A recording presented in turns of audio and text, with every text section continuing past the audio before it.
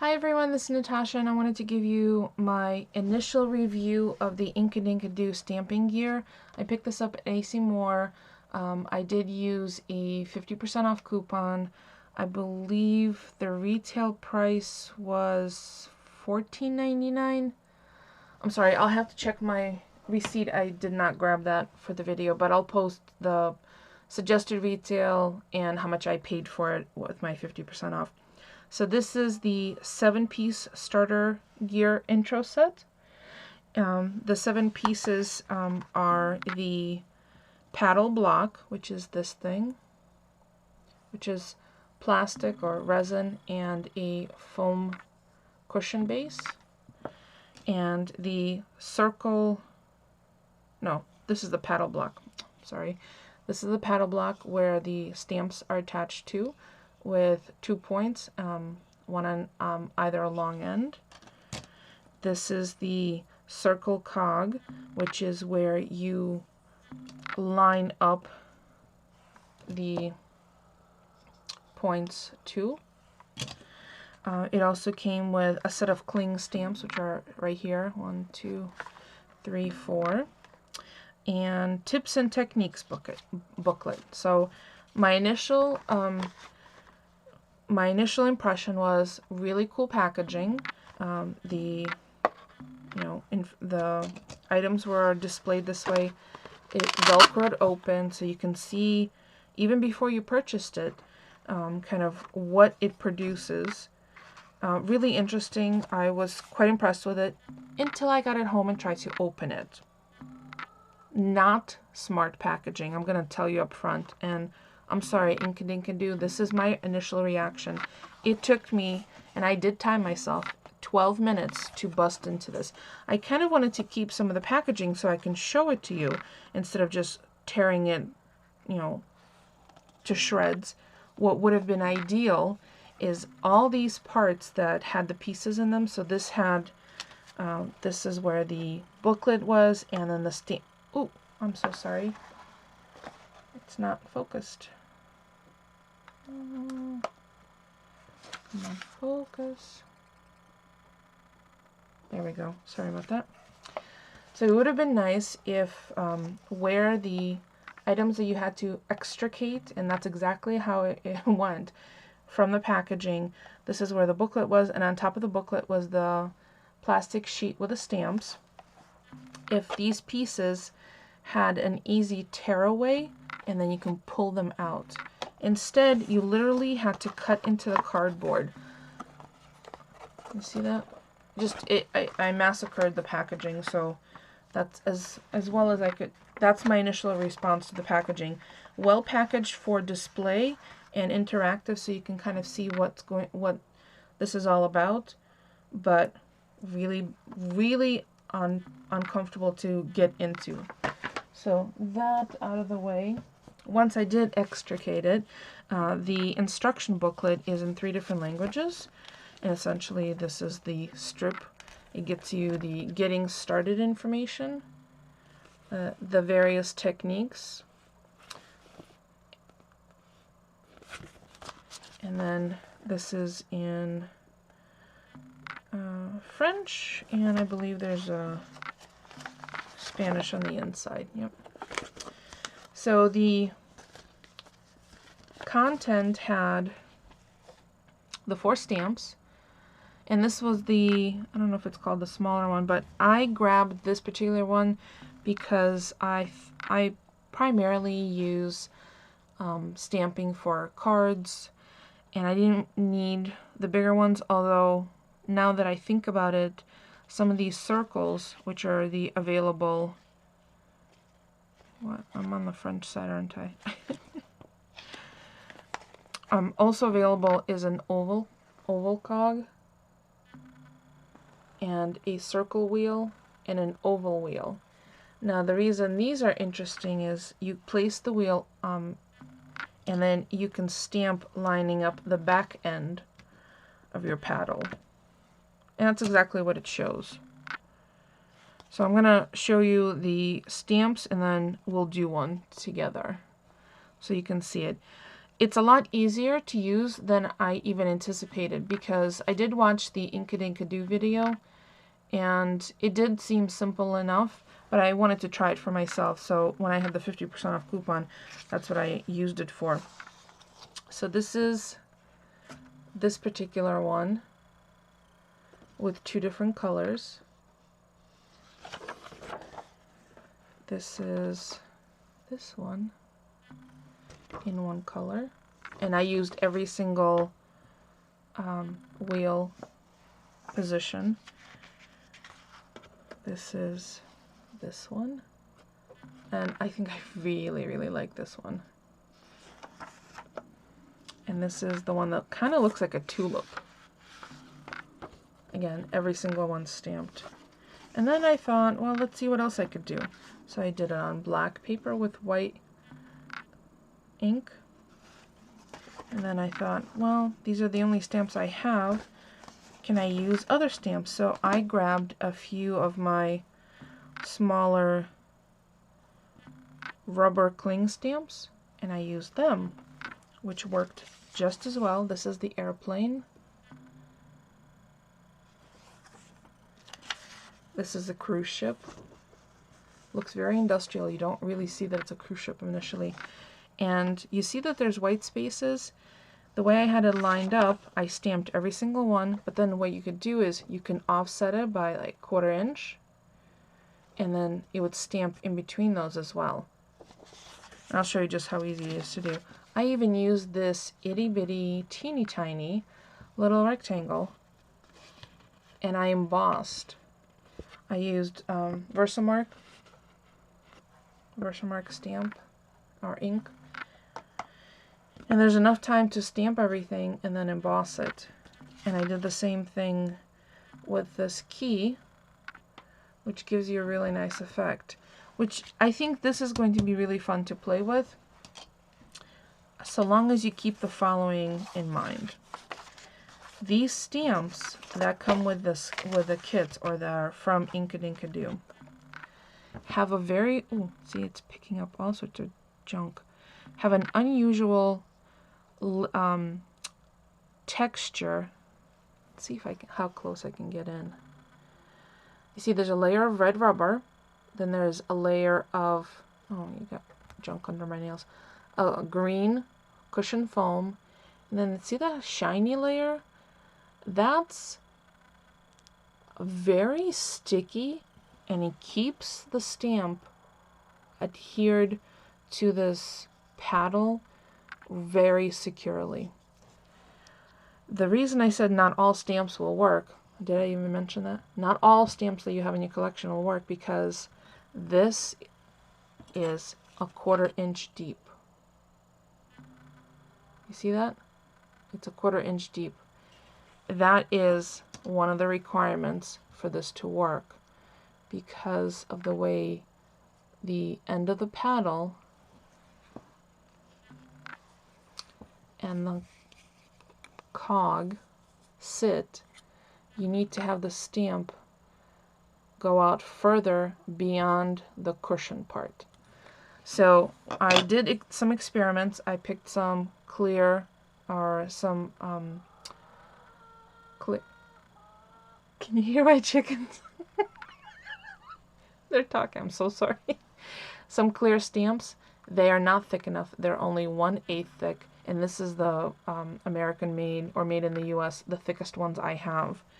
So like those dollar spot things, they don't work. So if you have, and these stamps, these rubber stamps on clear mount, clear cushion foam from Stamper's Best, are the right thickness, so you could use those. And then the only other thing is it's a stamp that would have to fit on here. And the size of the so sorry. If it's not the dogs, now it's the chickens. The size of the paper that you want to use, and the reason I use squares is in order to determine whether the stamp will fit on your piece of paper, or what size paper to cut to make an image like this, you need to measure this, which is 2 1/4 inches. on the widest points. And then you need to add the length of the stamp. So let's say this one is 2.5 inches. And you would need 2 1/4 and 2 1/2. And then that would be the squares size that you would need, so long as you abut the stamp all the way to this tip. I'm going to give it a little bit of space. And there's a grid line on here so you can line it up so it's equidistant from the sides. So then you know that that would fit onto, I think this is a 7-inch. Well, let me show you the actual one that I used for that one. It's a 7-inch square. So you account for the center, and for the cog, and then for the stamper. Let me show you how easy it is to use. So since I have that one out, let's just use the back side of that, and I'll show you that one. And let me grab some black ink so you can easily see it. So I have it all lined up. I'm going to eyeball the center. If you have a difficult time trusting your instincts on where the center is, you could take a ruler, particularly if you're using a square, and you can square it off by drawing a line. And I'll do that now so you could see how easy that is. From corner to corner. Of course, make sure it's from corner to corner, not like I just did.